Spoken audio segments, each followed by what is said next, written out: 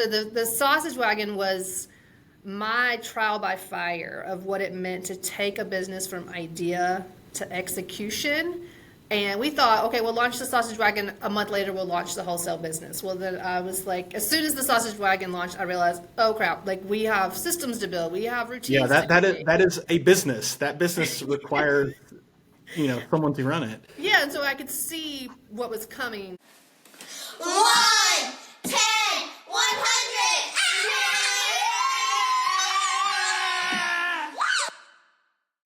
Hey there, I'm Eric Boggs, and this is a 1-1000 number 3. My guest today is Tina Levy. Tina is the co-founder of First Hand Foods, a woman-owned meat business based here in my hometown of Durham, North Carolina. I teased Tina a bit in this episode that her business operates on hard mode, which I think very much is the case. It's not just a marketplace that connects restaurants and chefs and caterers and stores with local meat farmers based in the Southeast. They're a marketplace that connects people with perishable goods, literally from farm, as in from birth, all the way through to table. And it's a fascinating story and a fascinating business, and Tina is really smart and just fantastic. I think you'll really like this episode. Thanks for listening. Tina, I'm so glad that you're here. Thank you so much for having me. This is going to be fun. Yeah. So, I guess describe your business. Like most of the people that I know and most of the people that listen to this are tech people. You are decidedly in the physical goods category. Describe your business at a high level, and then I've got some pretty pointed questions for you.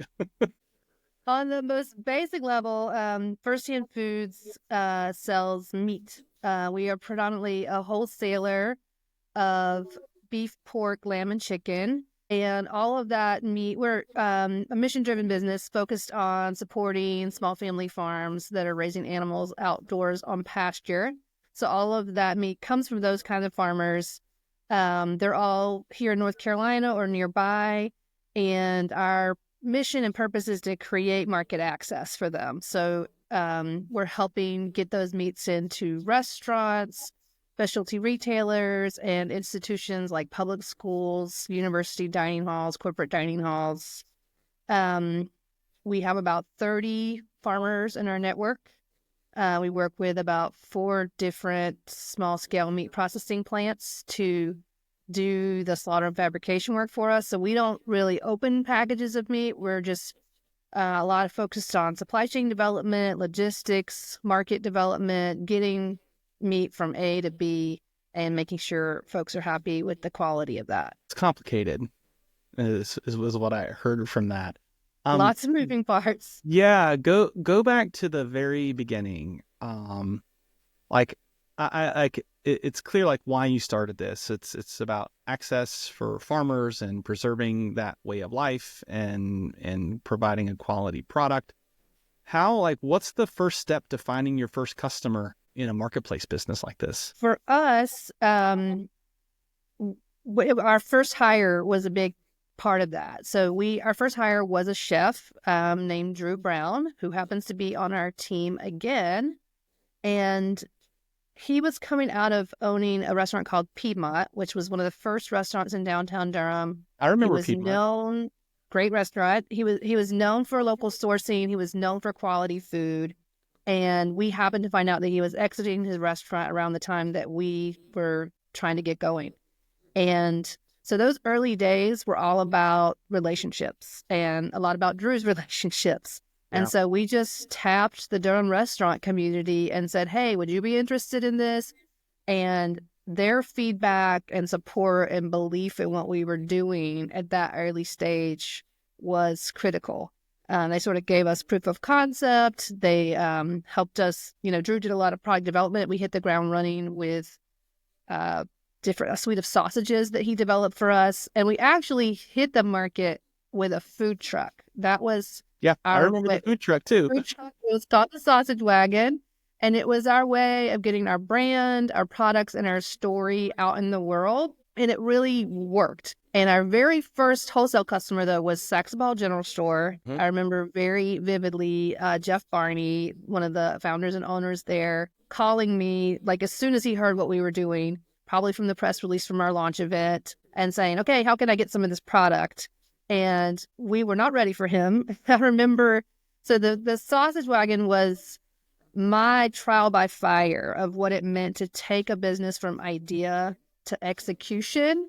And we thought, okay, we'll launch the sausage wagon. A month later, we'll launch the wholesale business. Well, then I was like, as soon as the sausage wagon launched, I realized, oh crap, like we have systems to build, we have routines to create. That is a business. That business required, someone to run it. Yeah, and so I could see what was coming with the launch of the wholesale, and so we slowed everything down.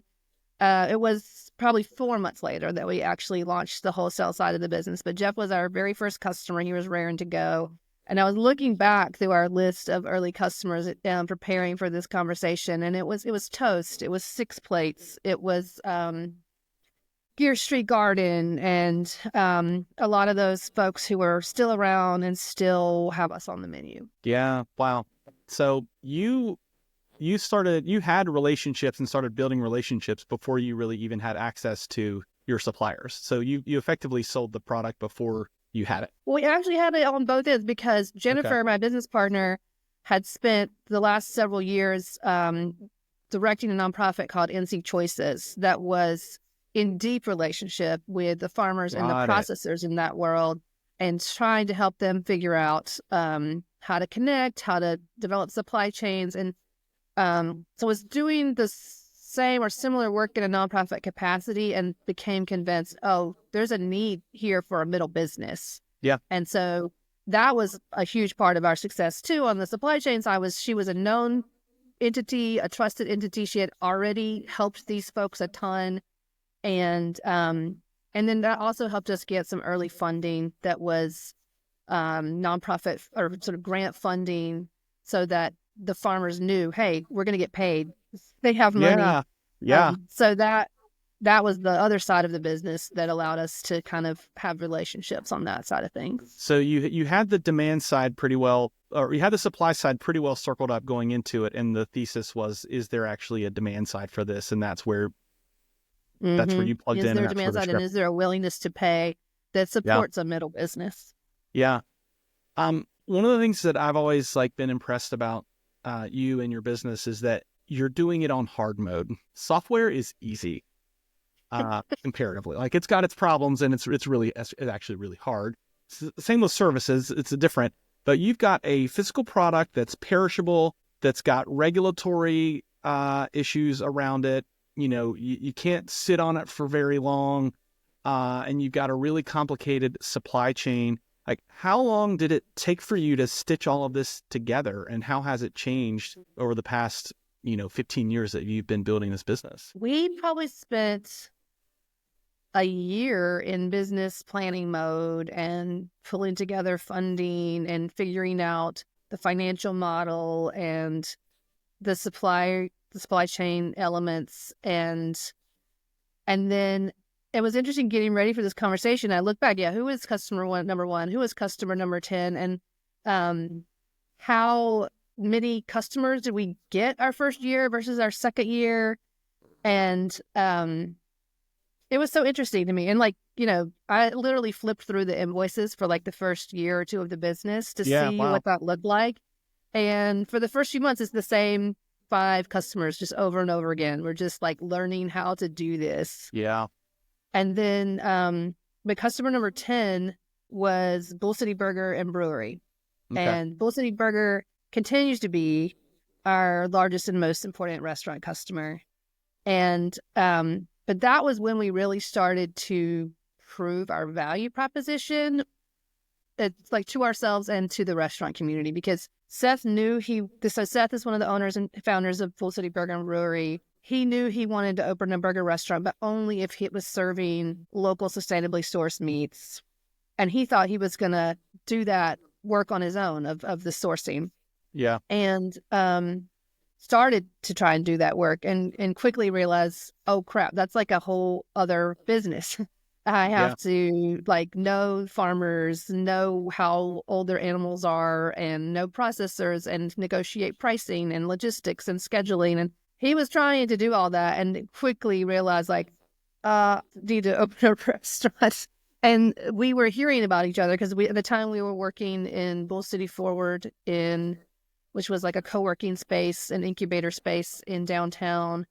And so people kind of knew what we were up to. People knew what he was up to. And they're like, you guys need to talk. And boy, did we need to talk, because he needed exactly what we were building ourselves to do. And in beef animals are so large, and such a huge percentage of each beef animal is ground beef or grind cuts to make ground beef. And so if you're going to grow a meat business, you need some anchor beef. Yeah.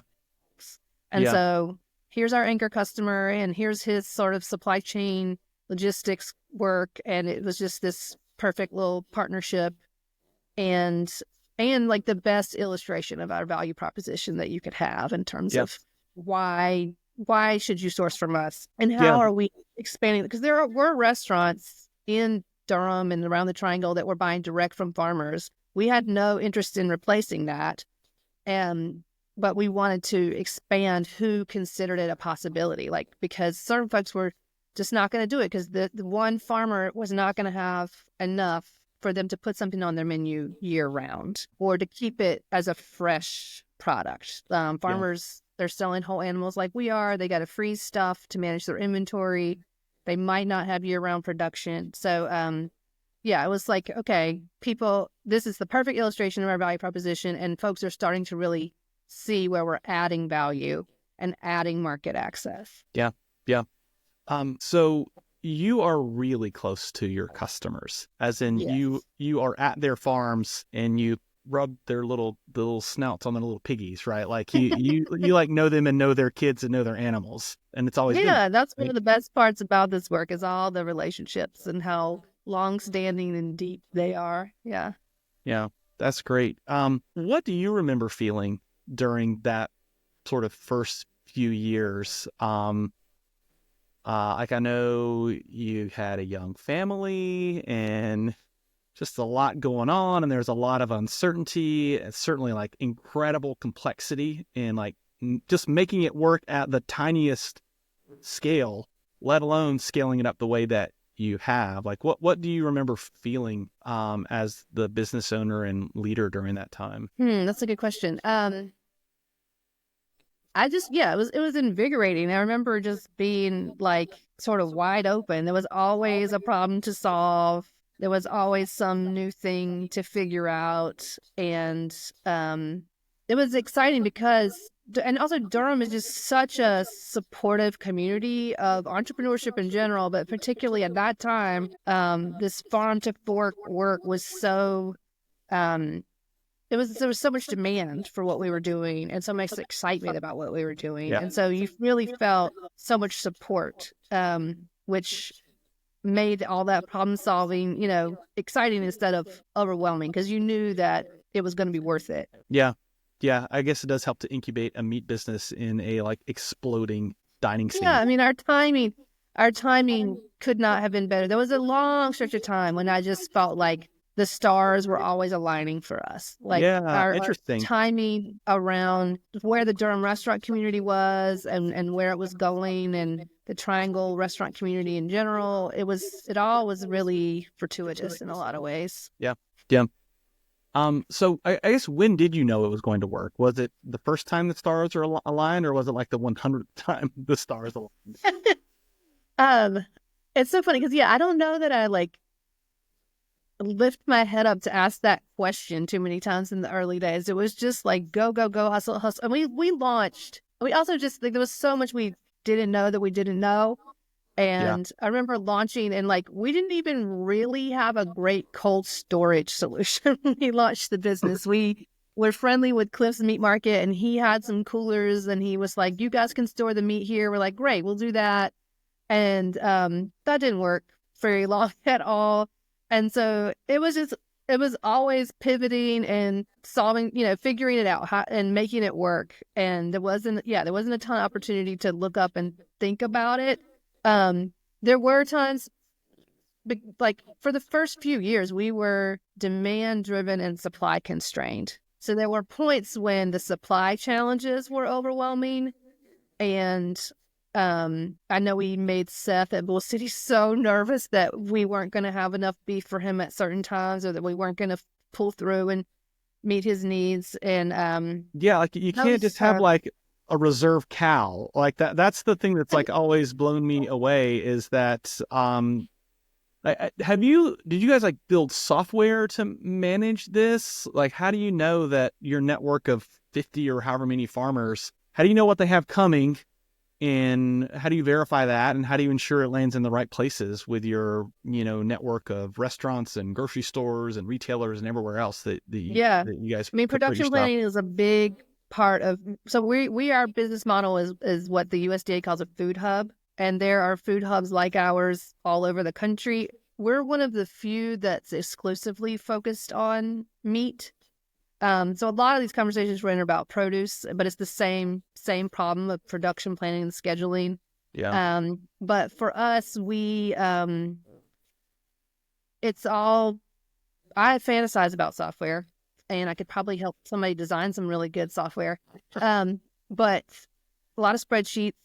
Yeah. We do have an inventory management software, but in terms of the production planning, it's a lot of spreadsheets, a lot of conversations. And then also because most of our farmers have been with us from day one, and they have sort of their annual cycles. They know when they're calving. They know when those calves are going to be weaned. They know when they're going to be finished. And so there's some nice sort of repetitive nature to it. But we're talking to folks about when they're calving. We have a sense of how long it takes to get an animal to finish weight, but these are 2-year out commitments. So like we are already talking about 2026 commitments. Okay. And so like we are, for the first time in a decade, we are losing producers because folks are aging out. Yeah. And figuring out succession plans for their farms. And we're actively seeking new producers right now. And we're going out, we're visiting farms, we're figuring out, are their systems what we need? Is their quality where we need it? But we won't see any beef from them until 2026, because that's how long it takes to raise a beef animal. Yeah. So it's a lot of trust, a lot of, committing to each other, different things way far in advance. And that's why like doing what we said we're going to do is key. We have to pay people what we said on time, never cancel on animals, because the whole thing falls apart as soon as these folks are taking big risks and making big commitments to you, like for down the road. And if you pull out, they've let go of all their other options. So yeah.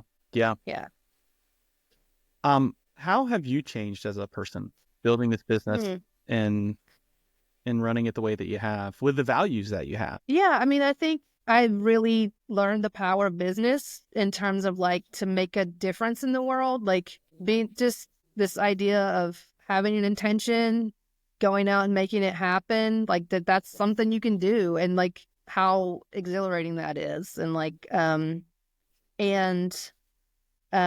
on I was blown away by the power of branding. I could not believe that people would read a press release about what we were doing and our intention and our goals for the business and show up and wait in line for an hour for a sausage just based on a story we were telling. I couldn't believe it. So that really blew me away in the early days. And they were really good sausages, as I recall. And they still are really good sausages. But yeah, they're still the same sausages, and people get attached.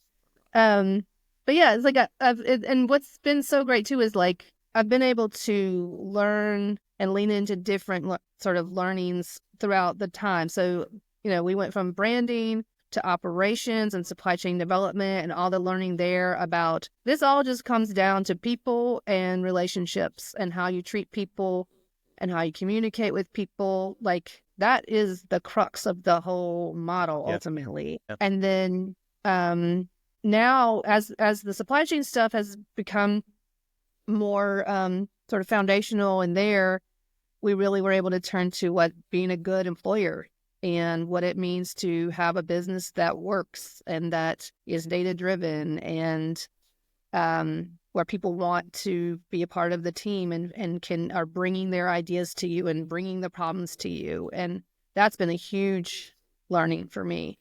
And I love sharing that stuff with other business owners because it's like, it doesn't come natural. You need systems and you need rules and routines, and figuring out what those are and how to make them work for you I really like that part of it too. Sure. Where, what's next for you? I mean, you guys are easily in over 100 restaurants and retailers all over North Carolina, Virginia, South Carolina. Like what's the next phase for you? Right now, this last year has been, the new opportunities for us have been around schools. The federal government has been providing funding for public schools to do local sourcing. A lot of this focus on, they've also been providing support for food banks to do local sourcing. And a lot of that energy and ideas came out of the pandemic, of realizing the insecurity of dominant supply chains for meat and wanting to make investments in these more localized, regionalized supply chains so that if the shit hits the fan again, there's food going to food banks and there's food going to schools. And so we've been leaning into those relationships, and those are great for us. And we'll hope to continue to, and figuring out how to hold on to institutional customers. They can be a little fickle, but they're a key part of scaling this work. So how do we get the Aramarks of the world, the university dining halls, to like really build this into what they're committed to doing? We're always, we do a little bit of direct to consumer sales. It's about 2% of our business right now. We're always sort of like teetering on, do we really lean into that side of the business? I think there's a lot of demand for it. It's just not what we built ourselves to do. And it's a different model, it's a different cost structure, and figuring out the distribution delivery side of that, shipping and but that's always sort of a lingering, like, it's like out there. Because I think that's a frustration point for people who really do, consumers who really value what we're doing. It's like, well, where can I get it? Like Weaver Street, Durham Co-op Market, there's not a ton of retail presence for folks, or ease of retail presence. And so how do we create that? I think that's a real opportunity. Yeah, that's great. I have one more question for you, but I also have like a confession to make. You are known in our house as Meat Tina. Anytime like we eat firsthand food, either at a restaurant or at home or whatever, it's like, this is from Meat Tina. That's hilarious. So even today, I was like, oh yeah, talking to my wife, I said, oh yeah, Kelly, I'm chatting with Meat Tina today. She's like, oh, tell her hey, da da da. That's so funny. Talk about branding. You might want to think about Meat Tina as like a public persona for you, because some kind of handle for something. Yeah, like it totally works for my family. All right, well, we can wrap up. My wrap-up question is a music recommendation, because I have a voracious music appetite, and this is just a fun thing to talk about and hear what people listen to. So what do you listen to? Yeah, I feel like when I see you out and about, it's usually at a show, like His Golden Messenger or something. Oh, yeah. There's a His poster right here over my shoulder. Very nice. So this is for the Gen X hip-hop lovers out there who might be feeling a little out of touch with the hip-hop scene right now. But I recently discovered Doechii. She has a new album out, and so she's kind of making the rounds. She was on Colbert Report, and she was on Tiny Desk concerts, and she is somehow pulling off this like real throwback old school feel to the music, while also being extremely fresh and creative and fun and new sounding. So I was delighted to discover Doechii. Awesome. How do you spell it? Doechii. All right. Clearly, I am not cool because I just asked how to spell it, but I will give it a listen. Thank you. Ladies and gentlemen, that is Meat Tina, co-founder at First Hand Foods. Thank you, Tina. Thank you. Thanks, everybody, for listening to this episode of the 11000 Show. I'm your host, Eric Boggs. Thank you to our production team of Rachel Velasquez and Danny Chu, research team of Benjamin Rogerson and Heine Blargwood, screaming in the intro and outro provided by the Boggs children, Thomas, Catherine, and Barbara. We'll see you next time.